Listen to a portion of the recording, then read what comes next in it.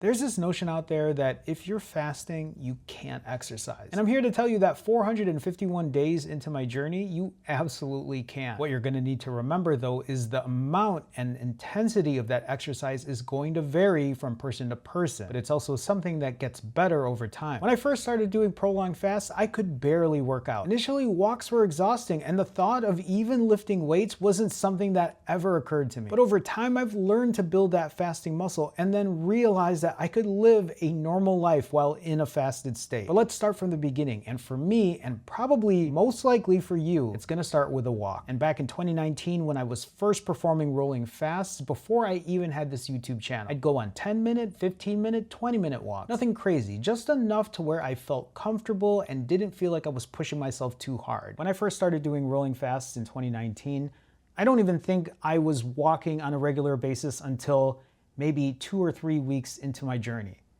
at least from what I can remember today. I did eventually start going out for walks on a more regular basis because here's the thing. Yes, I went out for walks because I had more energy and I felt fine doing them, but if you are fasting over and over and over again and you do not have food, especially someone like me who has used food for everything, where food became my entertainment, food became my, hey, I have nothing else to do, let me eat. When you don't have that, shit will get boring, trust me. And going for a walk, or even when I think about it back then, I would go for walks sometimes twice a day. It gave me something to do. It broke up the monotony of just doing nothing then fasting, because at the time, that's where my brain used to be. It only thought about fasting and nothing else. Here's the thing too. Also back in 2019, I did eventually sign up for a gym membership. I did go to the gym to lift weights. But like I said, nothing ever super heavy. I think at that time, after I started walking on a more regular basis and started to realize that I had energy levels and that I wasn't going to die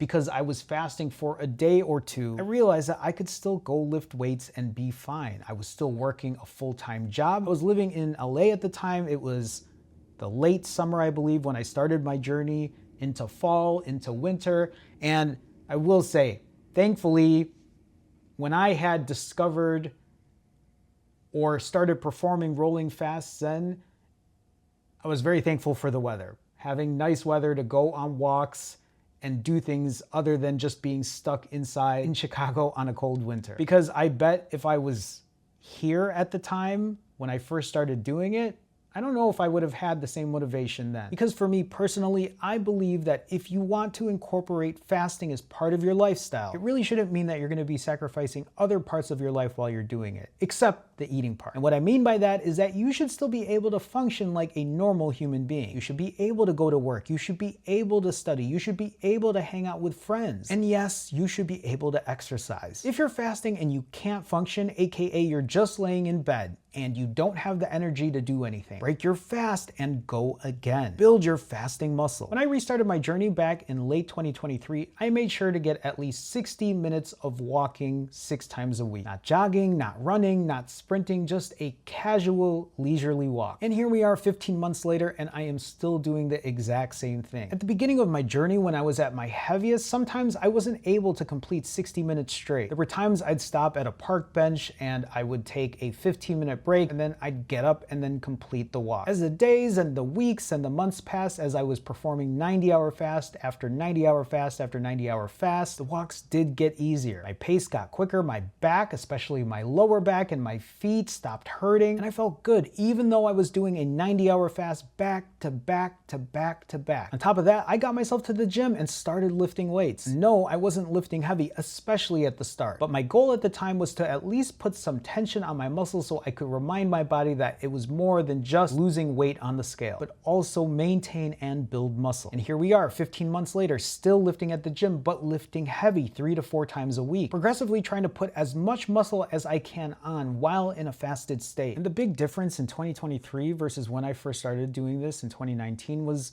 I had the experience. I already knew what I had to do. I already knew what I was capable of. It's the same reason that I knew 90-hour fast worked for me. That's why when people are always asking me, why 90? Why 65? Why? Because I know what works for me. I know what will get weight on the scale to go down. But more importantly, it's because I keep doing this day and day and day again. I am learning from my experience. I am learning from my mistakes. And that's why I started lifting on top of walking 1 hour a day at the start of my journey. Because I had done this before and I knew that I was capable of doing it. And obviously it shows, because here we are today, 451 days later. You will only know what you're capable of until you do it. If you are watching this as a beginner, I will remind you that practicing imperfect consistency is what matters. Do not worry about the length of your fasts. Do not worry if you have a bad day. Do not worry if your workouts are not super strong or super intense. That isn't what this is about. This is building a habit so you will get better at it over time. I can't even tell you how many comments I have read about how much muscle I was going to lose if I kept this up. But here we are, 451 days later, and I can assure you that not only have I maintained this muscle, but I have continuously gained muscle in the process. I see it at the gym week after week as I continue to lift heavier, and have also seen it on my DEXA scan. As a beginner, when it comes to fasting and exercise, you're gonna have to feel your energy levels out. Go for a 10-minute walk, a 15-minute walk, a 20-minute walk, feel it out. If you want to lift at the gym, my biggest piece of advice for you is to do it after a refeed. When I refeed, my refeeds are typically late in the evening, and the next day, the following day, the first thing I do is get myself to the gym and lift heavy. And I'll carry that with me the next day through. 35 hours fasted, still lifting heavy. And by, let's say, hour 45 plus, I am no longer lifting at the gym, and instead I am just going for a casual, leisurely walk. And that's basically how my cardio and strength training routines have been. Your fasting regimen shouldn't just be laying in bed and waiting for time to pass by, especially if you want to incorporate it as a lifestyle. We all have our moments when we're 2 or 3 days fasted in, and perhaps we don't want to push as hard as we normally do, and that's perfectly fine. But trust me, when I am 42 hours or 65 hours or even 90 hours fasted, I still have enough energy to live a normal, healthy life. I wouldn't be this far into my journey if any of it was debilitating, that's for sure.